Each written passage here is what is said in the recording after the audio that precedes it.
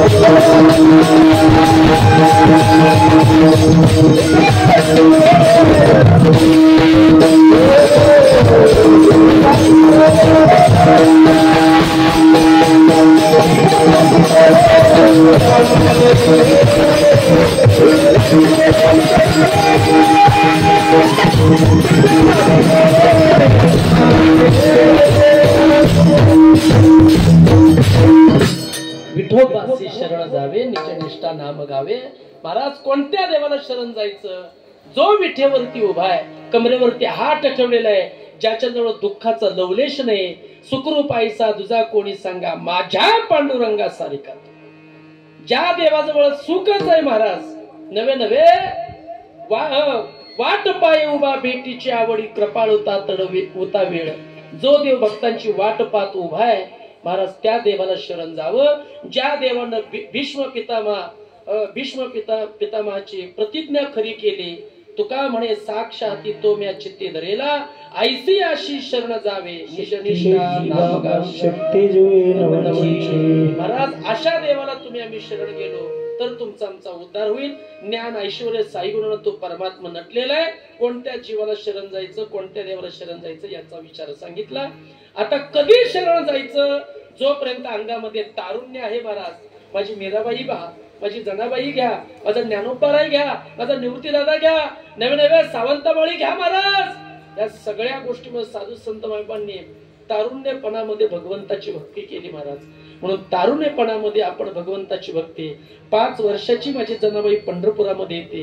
त्या पांडुरंगाला पाहते आणि बाबाला सांगते, बाबा तुम्ही आता जा माघारी, परत माघारी येत नाही. आता मला यायचं नाही.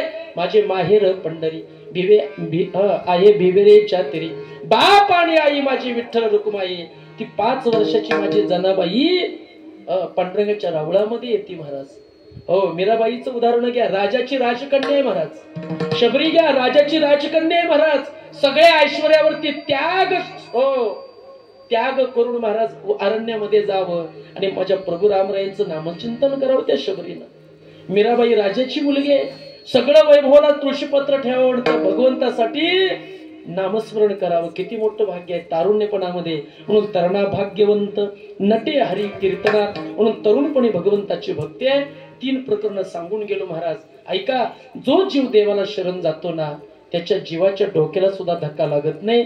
याचा विचार आपण मधल्या चालींतरण विचार करायचा आहे. म्हणून सर्वांनी एकदा प्रेमानं भजन करू. विठोबा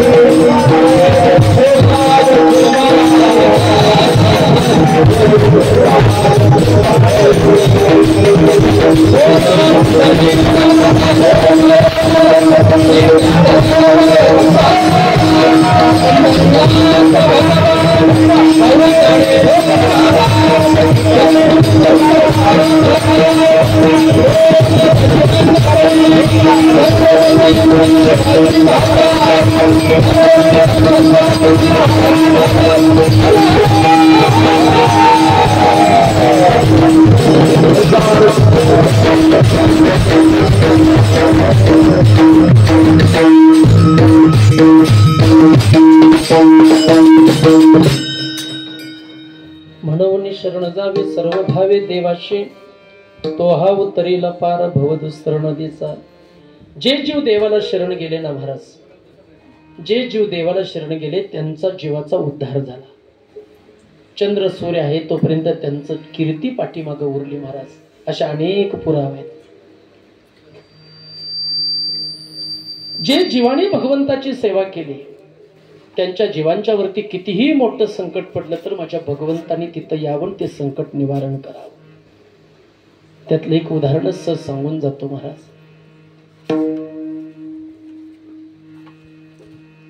बाप मेला न कळता नव्हती संसाराची चिंता. विठू तुझे माझे राज्य नाही दुसऱ्याची काच. तुकोबरांची आई निघून गेली, बाप निघून गेला. तुकोबरांचे थोरले बंधू सावजी दादा, त्यांच्याकडे पाहिलं तर वैराग्य मूर्तिमंत दिसत होते महाराज. शांत संयमी असणारे माझे सावजी दादा. मन ही त्या प्रपंचामध्ये मन रंगेना महाराज. जी सावकारकी कुळामध्ये होती त्याच्यामध्ये सुद्धा मन रमेना. तुकोबरेनं न सांगता सावजी दादा घर सोडून निघून गेले. कुणाकडे पाहायचं? तुकोबाराय आणि कान्होबा दादांचं जीवन चालू राहिलं महाराज. त्यावेळेला दुष्काळ पडला. त्या दुष्काळामध्ये स्त्री अन्न अन्न करून मेली महाराज. लज्जा वाटो त्रासुले दुःखे. तुकोबराई विचार करू लागले, कुळामध्ये सावकारी काय करावं. त्या दुष्काळामध्ये सुद्धा माझ्या तुकोबराईंची पत्नी अन्न करून निघून गेली. पहिला मुलगा निघून गेला महाराज. बरे झाले देवा निघाले दिवाळे. तुकोबराईंनी सांगावं. कसं तरी तुकोबराईंचं जीवन कार्य होऊ लागलं महाराज. बरेच दिवस निघून गेले. मन प्रपंचामध्ये मरण गेला. भगवंताचं नामस्मरण करावं. जे देऊळ होतं त्या देवळाची दुरुस्ती केली तुकोबराईंनी. भगवंताचं भजन करू लागले, कीर्तन करू लागले. समाजातली माणसं तुकोबराईंना सुद्धा वाटेल ती बोलू लागली महाराज. असे अनेक पुरावे दाखले तुमच्या समोर आहे. तुकोबराईंचा नित्यनेम होता प्रपंचाचं काहीच काम करू नये. काम नाही झालो पायी रिकामा. केलं तर तुकोबराईंनी पोटापुरते काम परी अगत्य ते राम कारण ते हिची करा चित्ती पांडुरंग धरा. पोटाला लागेल तेवढंच काम करायचं. आवलीनं विचारायचं, स्वामी लेकरा बाळांनी काय खायचं. तुम्ही जर असं करू लागला तर लेकरा बाळांनी काय करायचं.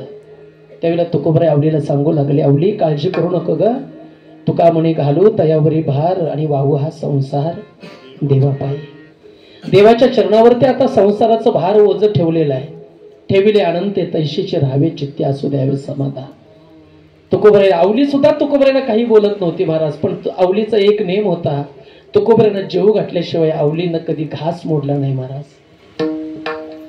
एक दिवस तुकोबराई भामचंद्राच्या डोंगरावरती जाऊन बसले. बराच वेळ झाला. आता येतील माघारी, मग येतील माघारी. वेळ झाला हो तुकोबराईंना यायलाच. तुकोबराईंची अवस्था परब्रह्माशी एकरूप झाली महाराज. अस्वाईचा कोटे आठवचे नाही आणि देहीची विदयी भोगू दशा. ही अवस्था माझ्या तुकोबराईंची झाली. 12:30, 1, 2 वाजले. आवलीनं शुद्धरी केली होती. स्वामींची वाट पाहत होती महाराज. बराच वेळ झालं. आपल्या लेकीला सांगितलं, भागीरथीला सांगितलं, बाळा तुझे बाबा अजून आले नाहीत ग. भामचंद्राच्या डोंगरावरती माझ्या तुकोबराईंनी भगवंताचं नामस्मरण करायला बसावं. गळ्यामध्ये विना घ्यावा, हातामध्ये चिपळा घ्याव्या, त्या गोड अशा भगवंताचं नामस्मरण करत बसावं महाराज. आवलीनं सांगावं लेकीला, ए बाळा तुझ्या बाबांना भूक लागली असेल ग. शुद्रीन जलपात्र घेऊन जाते. भागीरथी नावाची लेक म्हणावी, आई घनदाट झाडे ग. बाबा कोणत्या डोंगरावरती बसले असते. भामचंद्राच्या डोंगरावरती बसले असतील का भंडारा डोंगरावरती बसले असतील ते मी पाहू ग. कडक ऊन पडलेलं आहे. आपल्या लेकीला सांगितलं, हातामध्ये शुद्री घेतली, जलपात्र घेतलं. इंद्राई नदी ओलांडली. भरभर कडक ऊन पडलेला आहे. जीव कासावीस झाला. 2 वाटा, एक भामचंद्राची वाट, एक भंडारा डोंगराची वाट. माझ्या आवलीचं एवढंही निष्ठा होती महाराज. तुकोबराईंचं पाऊल ज्या भूमीवरती पडलं ना, ती माती कानाला लावली तर विठ्ठल नामाचा ध्वनी येत होता महाराज.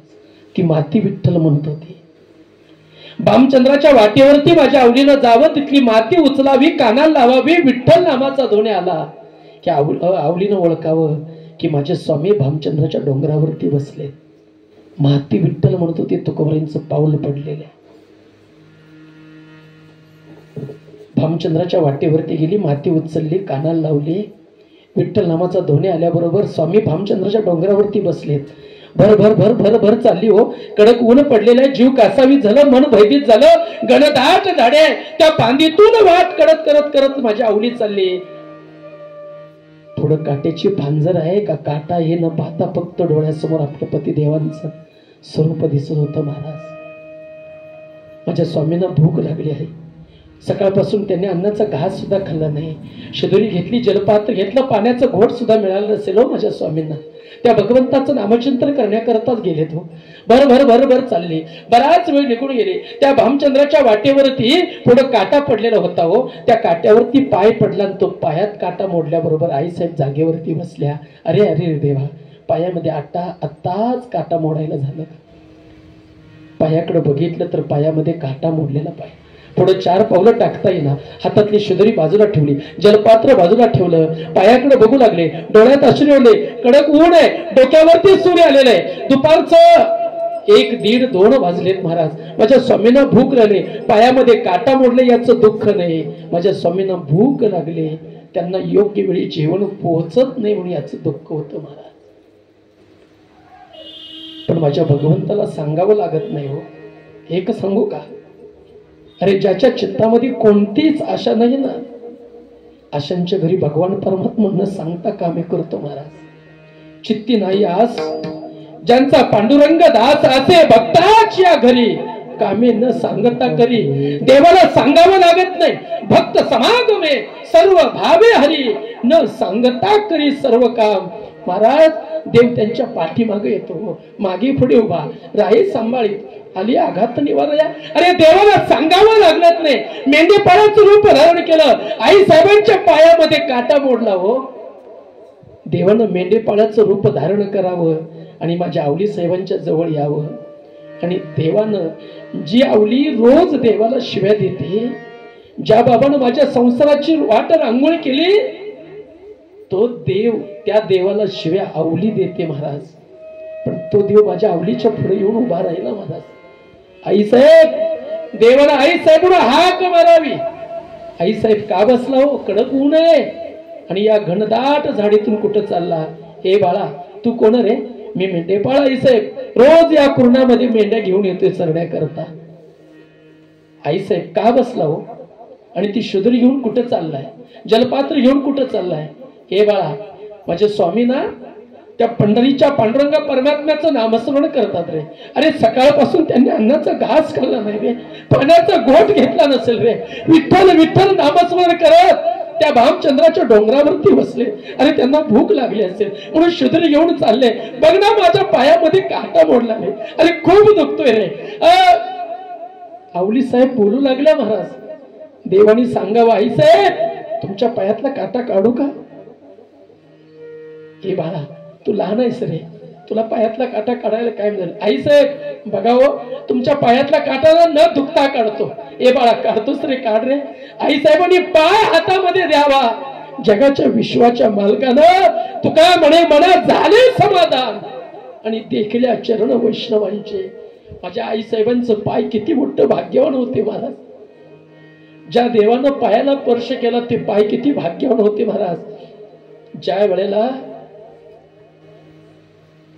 भगवंताने पाय हातामध्ये घेतला आणि आई साहेबांना सांगितलं, आई साहेब पायाकडे बघू नका हो, पायाकडे काटा काढत असताना पायाकडे बघायचं नाही, मी पायातला काटा काढतो. भगवंताने ज्या पायामध्ये काटा मोडलेला आहे, आई साहेब कुठं मोडला, बोटानं दाखवलं. तसं भगवंताने पाय हातामध्ये घेतला, तर बोट घेतलं जिभेवरती ठेवलं, जिभेची थुंकी बोटानं भगवंताच्या बोटाला लावली. भगवंतानी परत जिथं पाय काटा मोडलेला आहे त्या पायाला लावली. त्या पायाची धूळ परत माझ्या भगवंतानी तोंडामध्ये घेतली. चरणीचे रज वंदी शूळ पाणी नाचत कीर्तनी त्यांची माता. हो भगवंताचा नुसता पायाला स्पर्श झाल्याबरोबर तुका म्हणे कडू वाटतो प्रपंचन रोकडे रोमांच कंठ दाटे. भाग गेला सीन गेला अवघा झाला आनंद. माझ्या आई साहेबांच्या अंगावरती शारी उभा राहिले, लकलकीत प्रकाश पडला.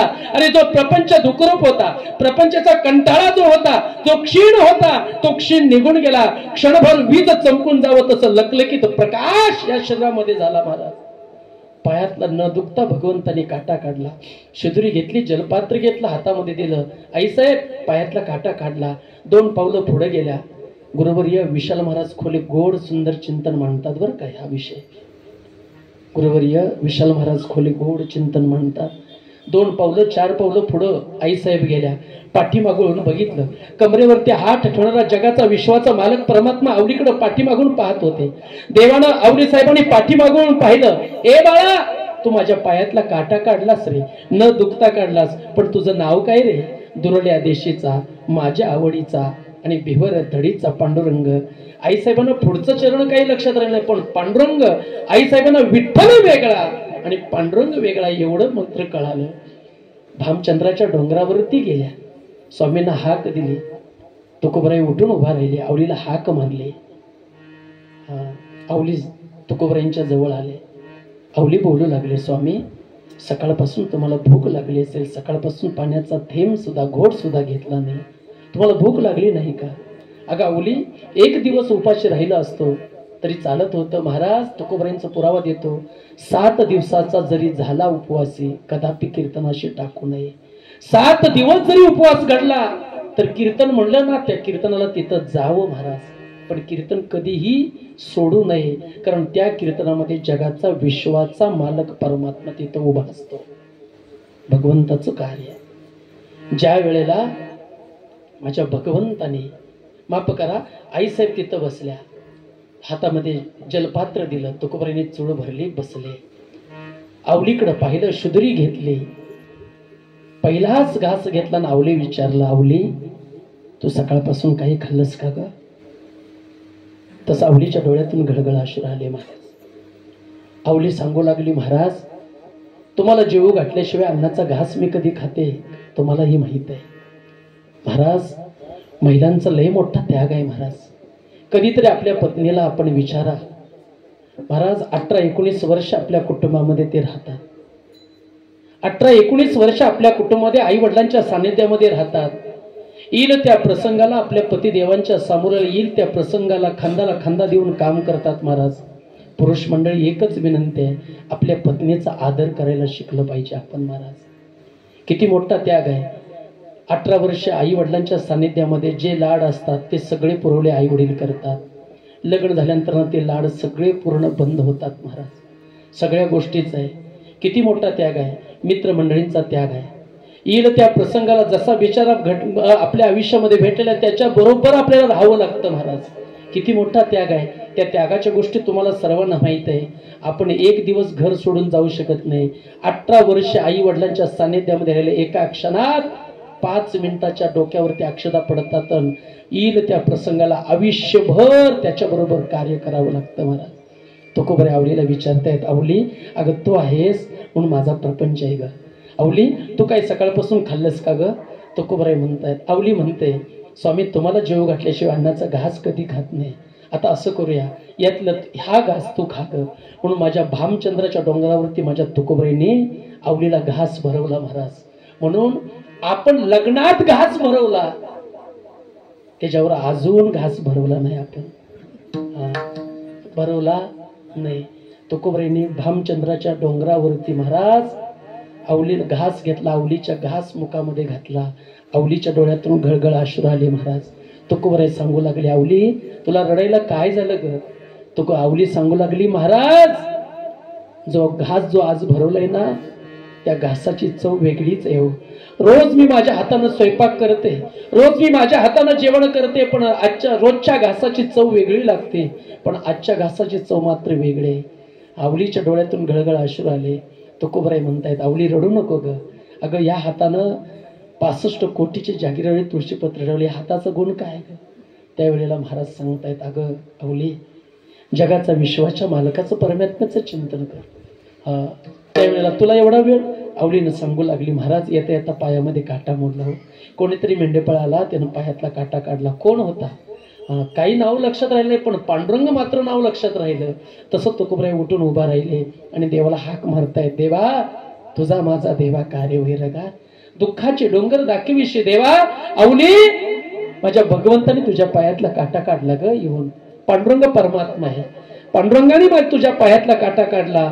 तुकोबराईने दोन्ही हात देवाला हाक मारले आणि देवाला सांगितलं, देवा माझ्या आवलीला तू दर्शन दिलं, मी संसाराची वाट रांगोळी केली, या भामचंद्राच्या डोंगरावरती बसलो.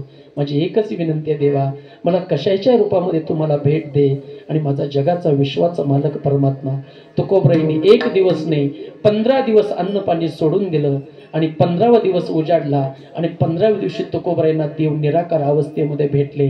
शेपक अभंग आहे, 15 दिवसा माझी साक्षात्कार झाला आणि विठोबा भेटला निराकार. भामगिरी पाटी वस्ती केली जाण आणि वृत्ती स्थिरावले परब्रह्मे. ज्ञानेश्वर गावले.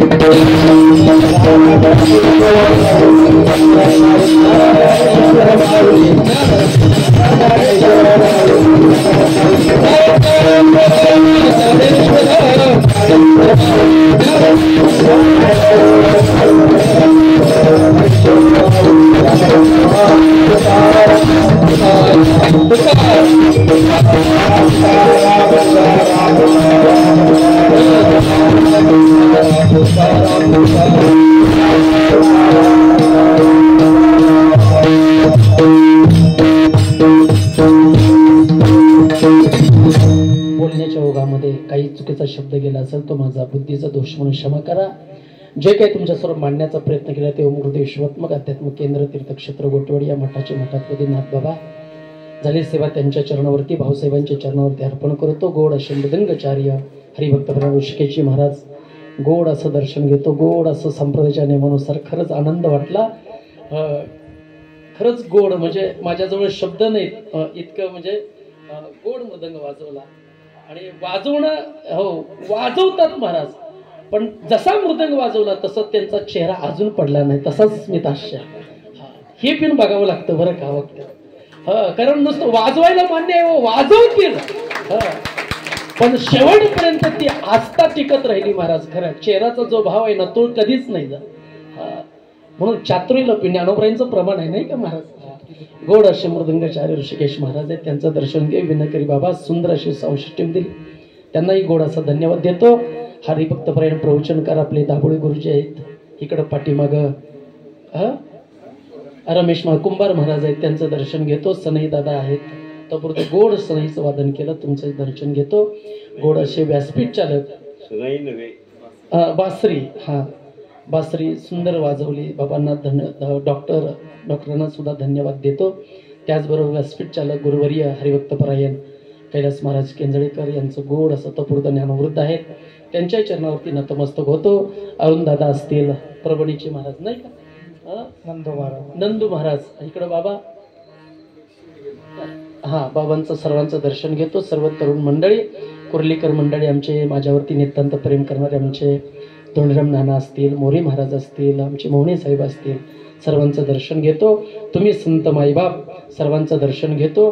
पुन्हा एकदा ज्यांनी मला तुमच्या सर्वांच्या दर्शनाची सेवेची संधी प्राप्त करून दिली ते आदरणीय मी ज्यांना आईसाहेब म्हणून हाक मारतो. नेहमी परिसरामध्ये बरेच वेळा मला विट्या भागामध्ये पुण्यतिथीच्या कार्यक्रमाच्या माध्यमातून मला कीर्तनाची सेवेची संधी दिली. आईसाहेबांच्या चरणावरती दर्शन घेतो. संस्थापक अध्यक्ष आहेत ते वर्णन करायचं म्हणलं तर राणी झाशीची सेवाभावी संस्था ट्रस्ट संस्थापक अध्यक्षा गोकुळाताई पाटील आईसाहेब आहेत त्यांचं दर्शन घेतो. पुन्हा एकदा सर्व मंडळी सर्व आलेले लहान थोर सर्वांच्या चरणावरती नतमस्तक होतो. मी काही संस्थेतला बुवा नाही कारण आमच्या नानांना माहीत आहे मोरे साहेबांना सगळ्यांना माहीत आहे महाराज. मी आमच्या नाथबाबांच्या कृपा आशीर्वादानं तुमच्या सर्वांच्या कृपा आशीर्वादानं मी आपलं बोलण्याचा प्रयत्न करतो. असाच अर्थ असेल माझा दावा नाही. जेवढं मला सद्गुरूंनी सांगितलं तेवढं मी सांगण्याचा प्रयत्न केला.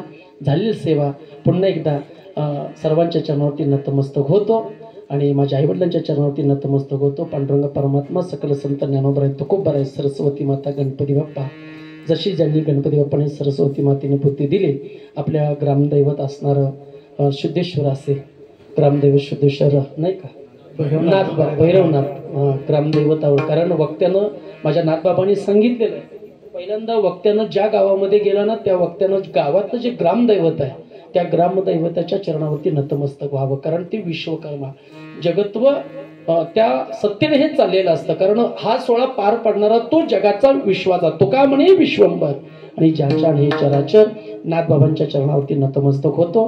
पुन्हा आईसाहेबांच्या बरोबर असणाऱ्या सर्व सेवाकरी सेवा सर्व अन्नदाते असतील सौजन्यकार असतील त्याचबरोबर चहा पाणी नाश्ता देणाऱ्या सर्व भगवान परमात्म्याला दीर्घ आयुष्य द्यावं आणि अशी सेवा त्यांच्याकडून घडावी एवढी प्रार्थना करतो.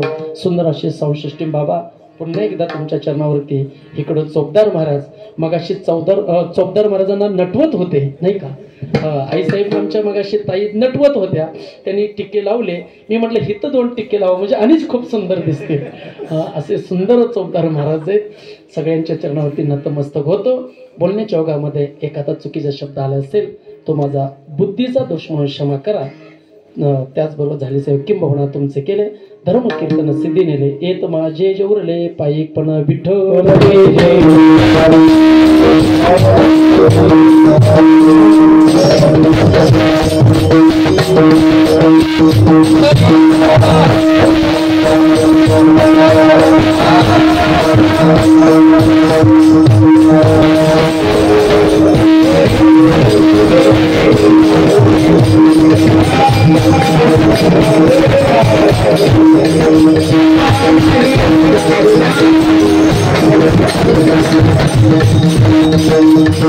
Thank you.